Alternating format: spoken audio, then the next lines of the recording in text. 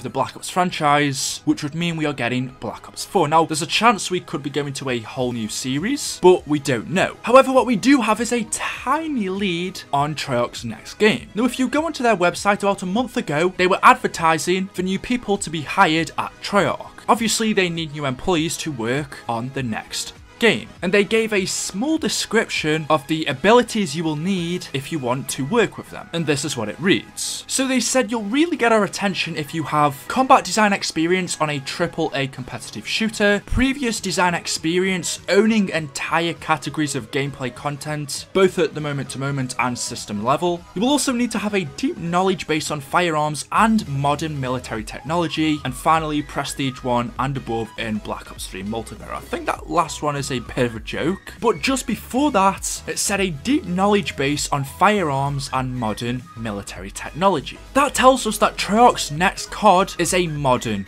game, because they want the employees to have knowledge on modern military technology. If they're using modern military, modern weapons, obviously their next game is going to be modern military, which means Treyarch's next game is set in the modern day. And that's really interesting because Treyarch have never done a modern Call of Duty. It's always either been in the past or in the future. World at War was in the past, Black Ops 1 was in the 1960s, Black Ops 2 was in 2025, so the future, although not too far ahead, and then of course Black Ops 3 was in the future as well. They've never actually done a COD on modern day, like right now. Think of Modern Warfare 2, Modern Warfare 3, and imagine Treyarch making a game around that time. I honestly think it would be awesome because Modern Warfare is my favourite. Just that time, just present day. It'd be super interesting to see Treyarch's take on this. Of course, modern military could also be a little bit in the future, like Black Ops 2 was in 2025. But I'm honestly hoping for something around about now, 2017, 2018. So that pretty much gives us a little bit of information on the campaign and multiplayer, but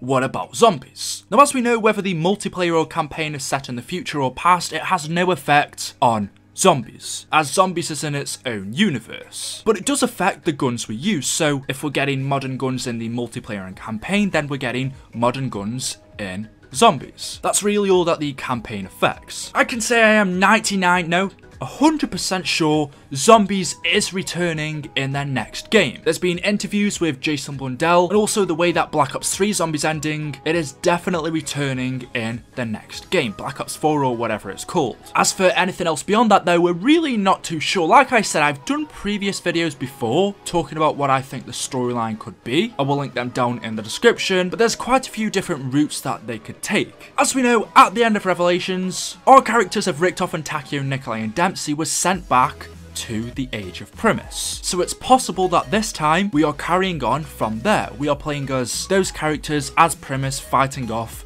against the Apothicons. But actually, if you take a look at the end of that trailer, it takes place just after the Apothicons have been defeated. And what happens right after this in terms of story is that the characters tell the Wolf King to build the Dreisendrache castle, and then they disappear. They walk away. So is it possible in their next game we find out what they did after they disappeared? We find out what journeys and adventures they went on after they left. I think that'd be super interesting. That could be one possibility. Or maybe we're starting off the story with a